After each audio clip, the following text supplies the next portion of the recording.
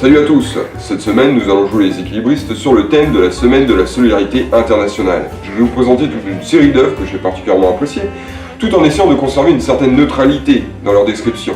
Libre à vous ensuite d'en enrichir votre médiathèque si vous le souhaitez ou non.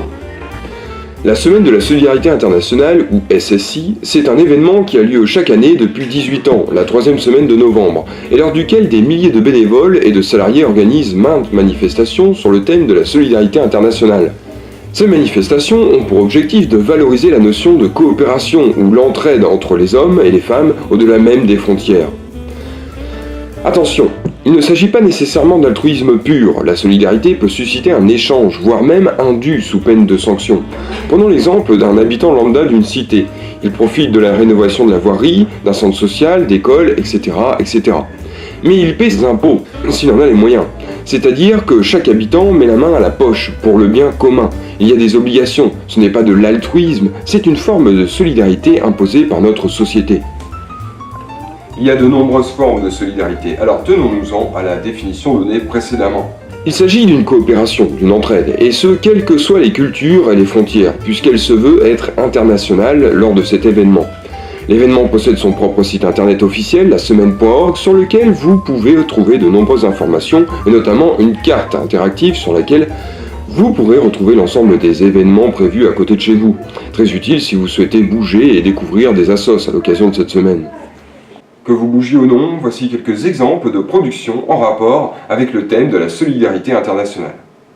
Pour commencer, le livre de Sophia Amara, Infiltrée dans l'enfer syrien. Sophia Amara, c'est une journaliste franco-marocaine qui a commencé comme correspondante au Proche-Orient au milieu des années 90 et deviendra début 2000 grand reporter pour plusieurs chaînes de télévision. Début février 2011, elle se trouve au Caire où elle tourne un documentaire sur l'effet domino du printemps arabe. Le président égyptien Hosni Moubarak est alors sur le point de tomber et la Syrie sur le point de se réveiller à son tour avec un appel à manifester. Y aura-t-il un printemps arabe pour la Syrie, et ce malgré son système extrêmement répressif? Quelles peuvent bien être les réactions de la population syrienne à la chute imminente du président égyptien? Pour obtenir des réponses, Sophia Amara s'embarque pour Damas, la capitale syrienne. C'est là le début de son incroyable livre qui décrit l'ensemble de ce qu'elle put voir du soulèvement du peuple syrien contre l'état dictature d'Assad. On ressent bien comment un soulèvement purement antidictatorial au départ, tout à fait légitime et pacifiste, a pu subir les pires répressions de la part des forces armées de la dictature Assad. Le livre comporte par ailleurs des moments tout simplement atroces à lire, d'autant plus que ces actes de barbarie hallucinante se sont véritablement déroulés. Ainsi, beaucoup de ces militants pour la démocratie, initialement pacifistes, ont fini par prendre les armes. Alors, celles des déserteurs de l'armée syrienne, ou encore celles fournies par des forces djihadistes, telles que le Front al-Nosra, ou encore le groupe État islamique. Sophia Amara s'interroge notamment sur l'insuffisance de la solidarité internationale face à ce conflit et comment il a mené au désespoir d'un peuple et au renforcement de mouvements intégristes. Le livre est donc une source immense de réflexion pour nous occidentaux qui sommes éloignés des réalités syriennes. Durant la semaine qui vient, je réserve mes temps de lecture pour le petit manuel du parfait réfugié politique aux éditions Arte Saïla. Un livre illustré traitant cette fois-ci du calvaire administratif auquel a pu faire face l'auteur et dessinateur iranien Manan Neyestani et sa femme après leur arrivée en France en 2011 pour obtenir le statut de réfugié. Ou comment des malheureux, après avoir testé l'infernal système répressif iranien, se retrouvent confrontés à un univers, certes beaucoup moins violent, mais tout aussi oppressant et absurde des demandeurs d'asile. La solidarité internationale suppose d'être prêt, par exemple nationalement, à accueillir et à aider des personnes aux cultures et aux mœurs très différentes des nôtres en les acceptant. Cela nécessite d'apprendre à connaître et à comprendre l'autre. Voilà pourquoi j'apprécie beaucoup toutes ces chaînes YouTube qui ouvrent à d'autres cultures, comme Ici Japon par exemple, ou à d'autres mœurs, comme le fait très bien Jinja Force avec sa playlist de vidéos Un pavé dans la mare, avec mention spéciale pour l'épisode 13 qui prend la forme d'un véritable film de recueil d'entretien sur le thème de la transidentité. Ou comment s'ouvrir aux autres et accepter que chacun vive comme il le souhaite, on n'a après tout qu'une seule vie. Encore en termes de visionnage, je vous conseille l'incroyable documentaire La chambre vide de Jasna Krajinovic, qui suit une famille dans l'impossibilité de faire le deuil d'un fils mort au combat, du côté de Daesh. Ce jeune, pourtant souriant et heureux, bascula soudainement vers un islam extrémiste et embarqua pour un pays dont il ne connaissait rien. Incompréhension, douleur, impossibilité de faire le deuil d'un enfant présumé mort au combat par l'État belge. Je vous passe un petit extrait.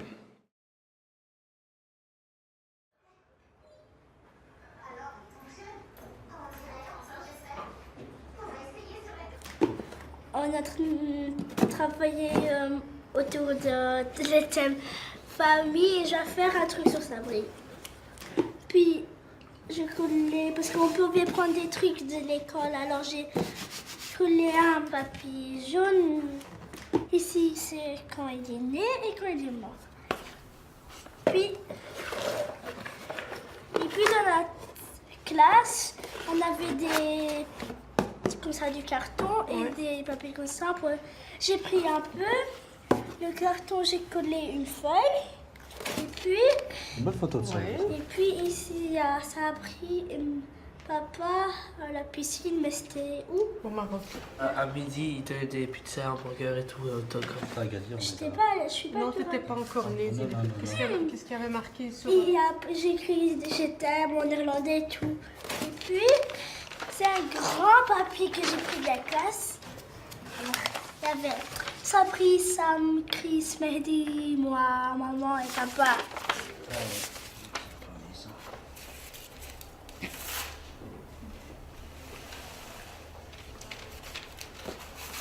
Ça, je l'ai.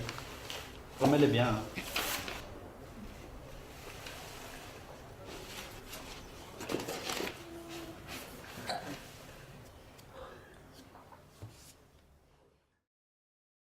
On pourra retenir notamment l'excellente intervention durant le film de l'imam Abou Youssef, faisant clairement la part des choses entre religieux et criminels. Aussi, le reportage Daesh, parole de déserteur, est exceptionnel.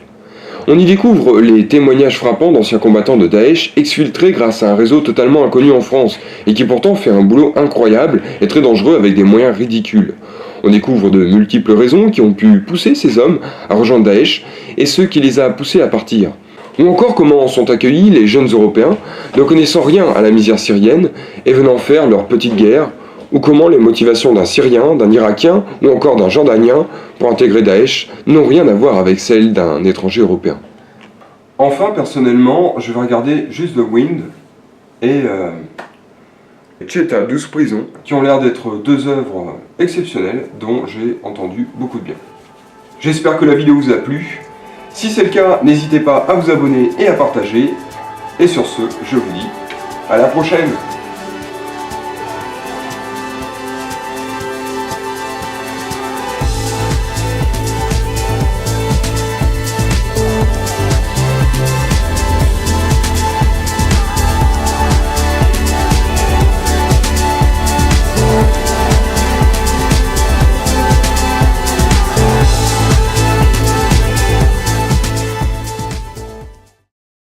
Donc Sabri est parti, il avait quasi 19 ans.